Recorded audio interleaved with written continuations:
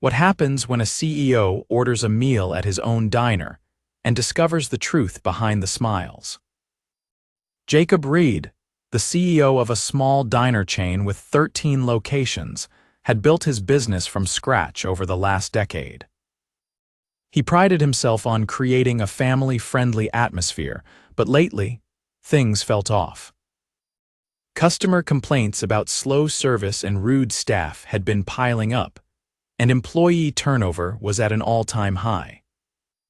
Jacob's regional managers assured him everything was fine, but the reports didn't match the whispers he'd been hearing. Frustrated and determined to see the truth for himself, Jacob decided to go undercover at one of his locations. He picked a diner in a suburban town 2 hours away from his corporate office. It was far enough that no one would recognize him. Most of his employees had never met him in person. To make sure he blended in, Jacob grew out a scruffy beard, ditched his tailored suits for a worn-out hoodie and jeans, and put on a pair of thick-rimmed glasses. He looked nothing like the polished executive who appeared on the company website. He walked into the diner at lunchtime, the place buzzing with chatter and clinking dishes. The dining area looked clean but dated, the booths slightly worn. It wasn't terrible, but it wasn't the warm, welcoming space Jacob had envisioned when he started the company. A young waitress with tired eyes approached him, her name tag reading Megan. "Hi there. Welcome," she said, her voice cheerful but strained. "Can I get you started with something to drink?" Jacob noticed the faint bags under her eyes and the hesitation in her smile. Something about her seemed off, but he brushed it aside. "Just coffee, thanks," he said, sliding into a booth near the window. Megan nodded and hurried off, weaving between tables with practiced efficiency. Jacob watched as she juggled multiple orders, refilled drinks, and picked up plates from the kitchen. She was clearly overworked, but she never showed her frustration to the customers. When Megan returned with his coffee, Jacob ordered a burger and fries. As she scribbled on her notepad, a man's voice boomed from the kitchen. "Megan, what's taking so long?" "You're falling behind again." The voice belonged to a short, stocky man in his 40s wearing a stained apron. Jacob guessed he was the shift manager. He hadn't introduced himself to Jacob as he came in, something Jacob noted. Megan flinched at the tone but nodded quickly. "Coming right up," she called back, her voice cracking slightly. Jacob frowned. He'd built this business on the idea that employees should feel valued, not berated in front of customers. He sipped his coffee and decided to keep watching. As he waited for his food, he overheard snippets of conversation from other tables. A family at the booth behind him complained about waiting too long for their meal. A pair of teenagers whispered about how rude the manager had been to their waitress earlier. The atmosphere felt tense, far from the friendly diner experience Jacob had envisioned. When Megan brought out his burger, she apologized for the delay. "Sorry about the wait," she said softly, avoiding eye contact. "No worries," Jacob replied, offering a small smile. "You're doing great." Her eyes flicked up for a moment, surprised, before she nodded and hurried off again. Jacob had barely taken a bite when he heard muffled sobbing coming from the kitchen. He froze, his fork halfway to his mouth. The sound grew louder, unmistakable now. It was Megan. He set his fork down and strained to listen. "I'm trying my best, okay?" Her voice cracked through the thin walls. "I haven't had a break in 6 hours, and I'm doing everything I can." The manager's voice cut in, dismissive and sharp. "If you can't handle the pressure, maybe you're in the wrong job. We don't have time for excuses." Jacob's stomach turned. He couldn't sit still. He slid out of the booth, leaving his half-eaten burger behind, and walked toward the kitchen door. What he saw made his chest tighten. Megan stood with trembling hands, wiping her eyes with the back of her sleeve. The manager loomed over her, arms crossed, his face twisted in frustration. Two cooks avoided looking at the scene, clearly uncomfortable but unwilling to step in. Jacob clenched his fists, his heart pounding. This wasn't the company he'd built. "Is there a problem here?" Jacob asked, his voice calm but firm. The manager turned, startled. No, just a little miscommunication." Megan shook her head, tears still pooling in her eyes. "I'm sorry," she whispered. Jacob looked at her, then back at the manager. He didn't reveal who he was yet. Instead, he said, "She looks like she needs a break." "Why don't you let her sit down for a few minutes?" The manager scoffed. "We're short-staffed. There's no time for breaks during the rush." Jacob's jaw tightened. "There's always time to treat people with respect," he said evenly.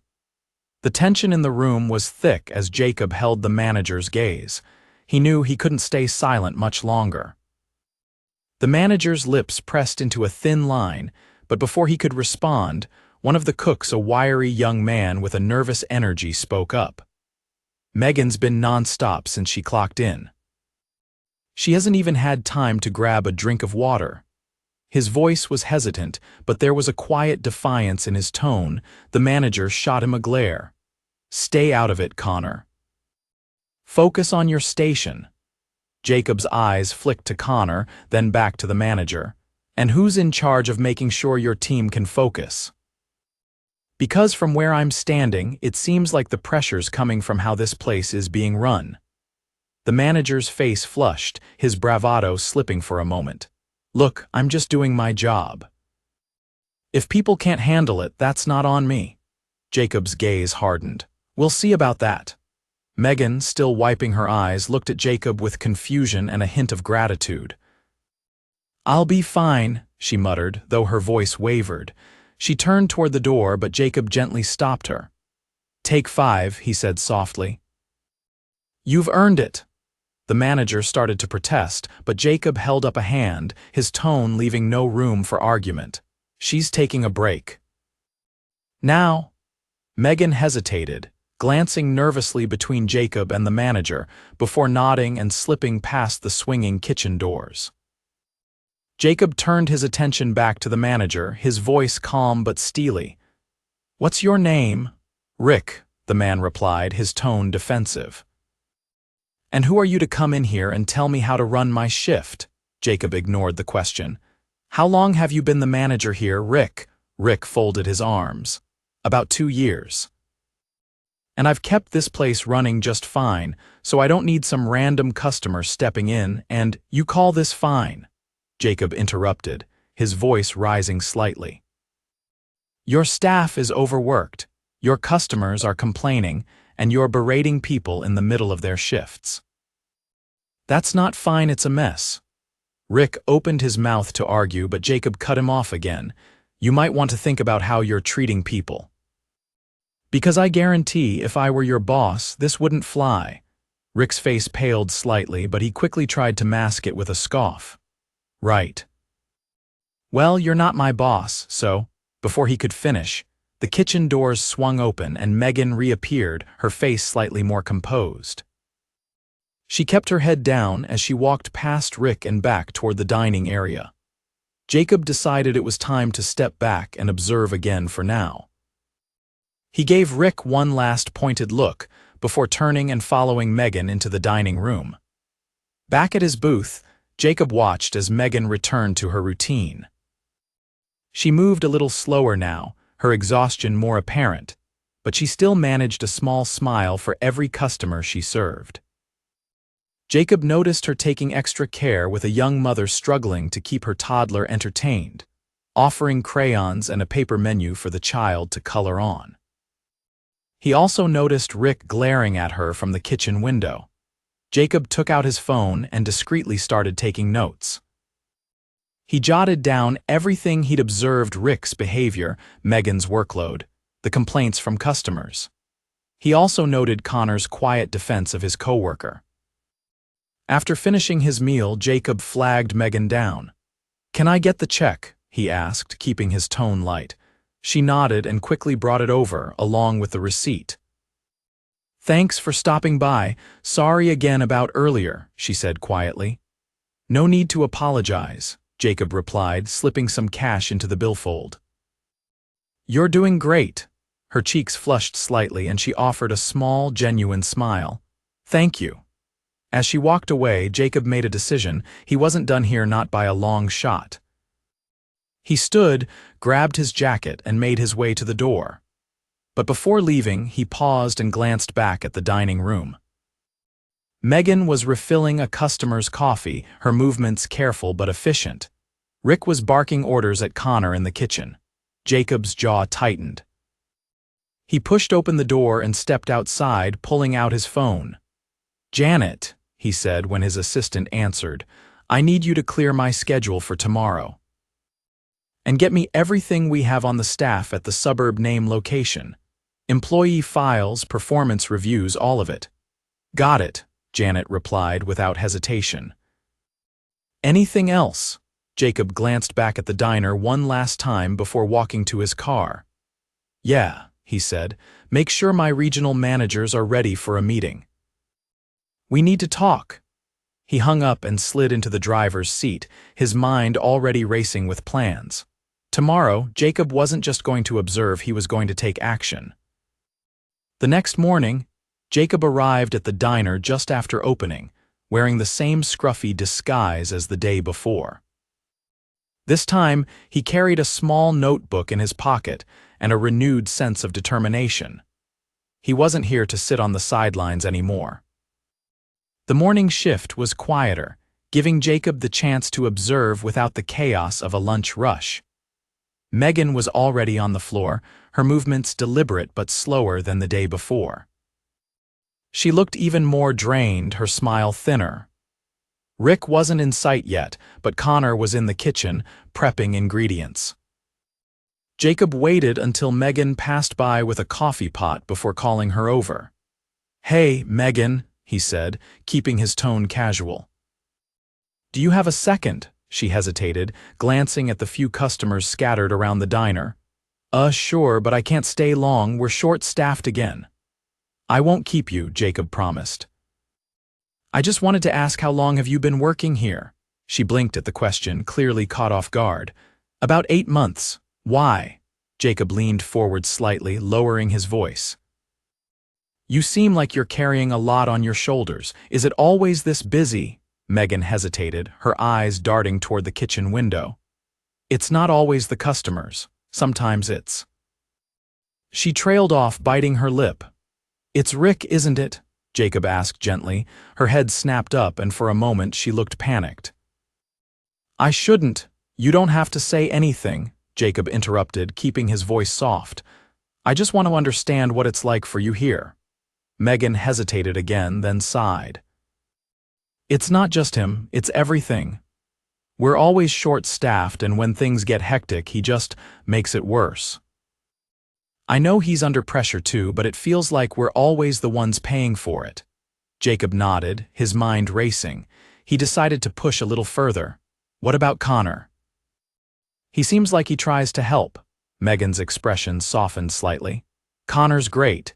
He's only been here a few months, but he's one of the few people who actually cares. He covers for people when they're struggling. Honestly, if it weren't for him, I probably would have quit by now." Before Jacob could ask any more questions, the kitchen door swung open and Rick strode out, his presence immediately shifting the energy in the room. Megan's shoulders tensed, and she quickly excused herself to refill a customer's coffee.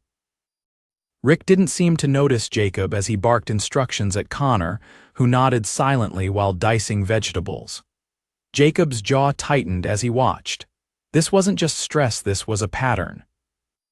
Jacob let the morning play out, watching how Rick interacted with the staff and how the team managed despite the clear tension.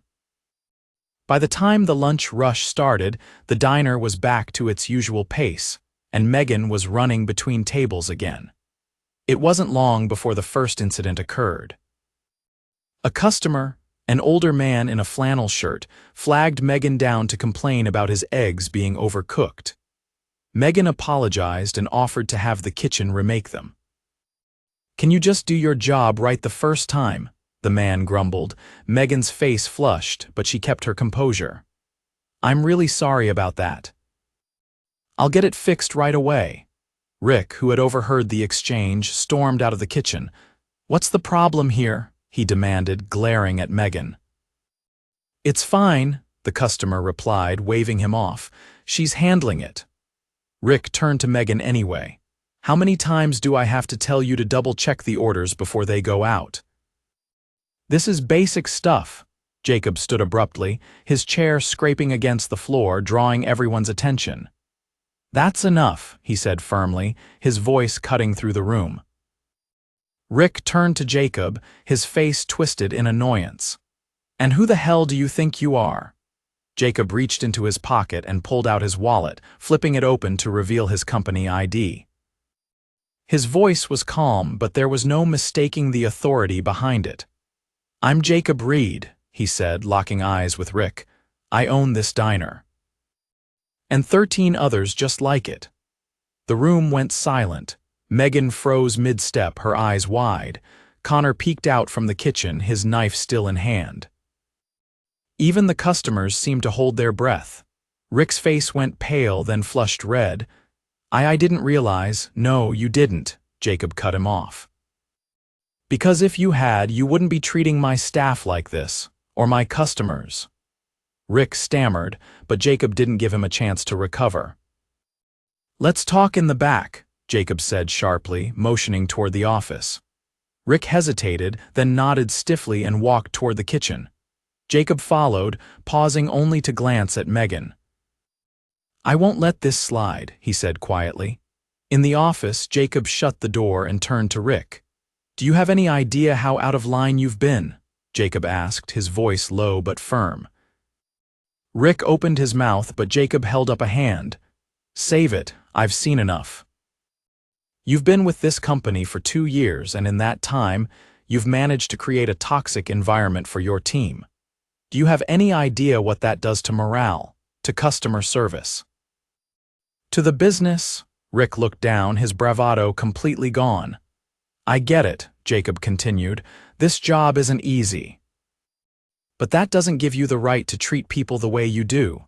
Rick swallowed hard. I can do better. You're done," Jacob interrupted, his voice final. "I'm letting you go." "Effective immediately." Rick's head shot up, his eyes wide. "Wait, you can't." "I can," Jacob said firmly, "and I will.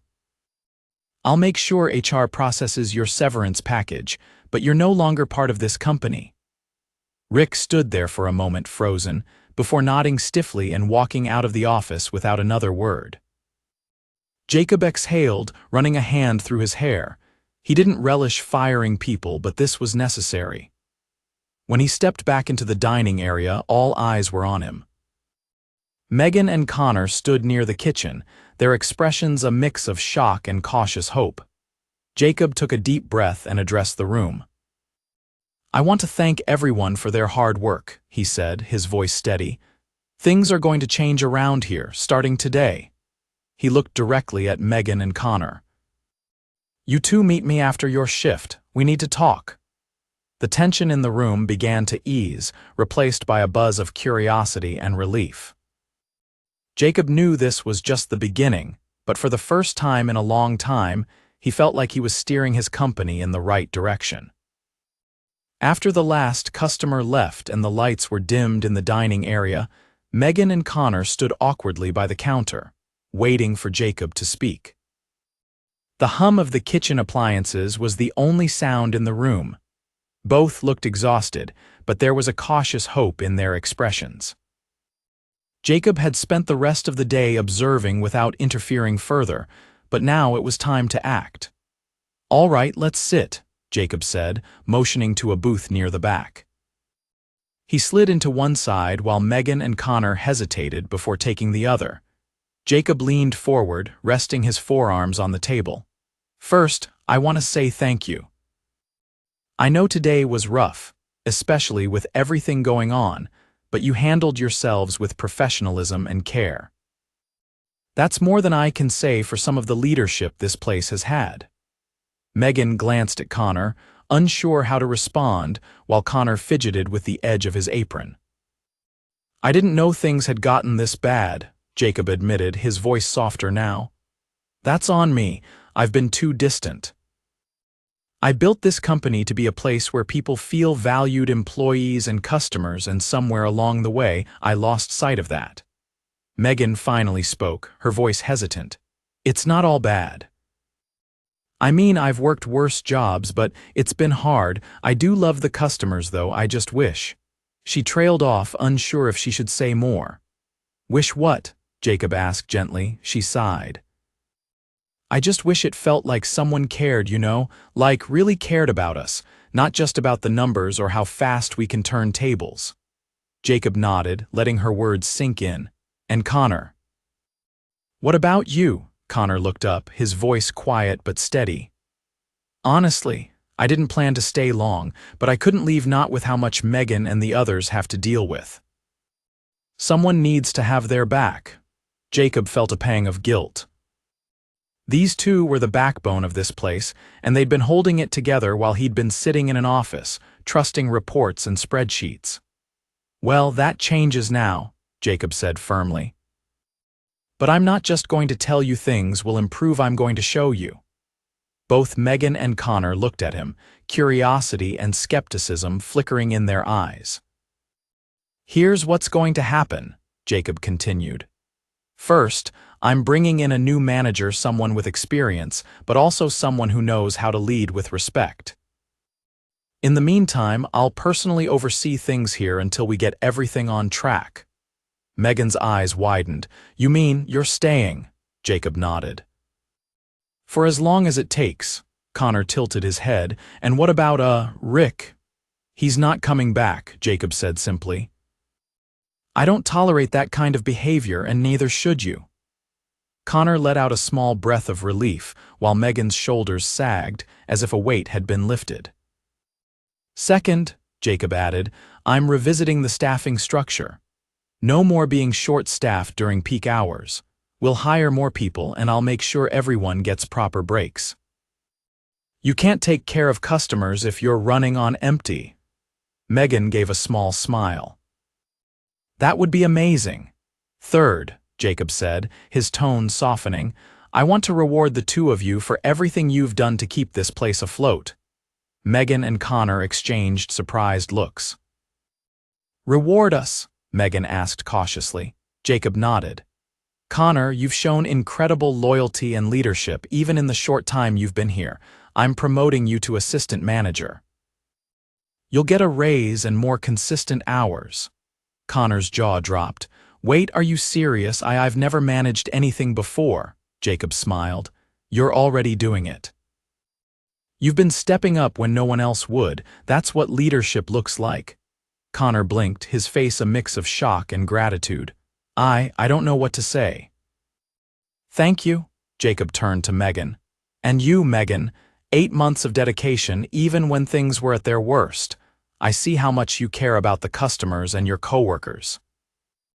You deserve more than just a pat on the back. Megan's eyes shimmered and she quickly looked down, embarrassed. I'm just doing my job. You're doing more than that, Jacob said gently. Starting next week, I'm giving you a significant pay raise, and I want to set up a bonus system for the staff so hard work like yours gets recognized. Megan's hand flew to her mouth. Oh my God. Really? Really, Jacob said, smiling. For a moment, neither of them spoke, the weight of his words sinking in. Then Megan whispered, Thank you, I mean it. Thank you. Jacob leaned back, his expression softening. You've earned it. As they finished their conversation, Jacob laid out more of his plans to improve the diner. He promised to update the outdated equipment, implement a better scheduling system, and hold regular meetings with the team to hear their concerns. By the time they left the booth, both Megan and Connor looked lighter, as if the tension that had been weighing them down for so long had finally lifted. The next few weeks were a whirlwind. Jacob kept his promise, spending several days at the diner, working alongside the staff and listening to their feedback. He personally interviewed candidates for the manager position, eventually hiring a woman named Denise, whose experience and empathetic leadership style quickly won over the team. True to his word, Jacob approved raises for Megan and Connor and brought in 3 new hires to ease the workload. The atmosphere in the diner transformed. Customers noticed the change, service was faster, and the staff seemed genuinely happy to be there. One afternoon, as Jacob prepared to leave for the corporate office, Megan stopped him by the door. "Hey," she said, smiling, "I just wanted to say, this place feels different now, better." "Like it actually matters," Jacob smiled. "It does matter, and so do you." As he walked to his car, Jacob felt a sense of pride he hadn't felt in years. It wasn't just about profits or expansion anymore, it was about the people who made it all possible. And he wasn't going to forget that again.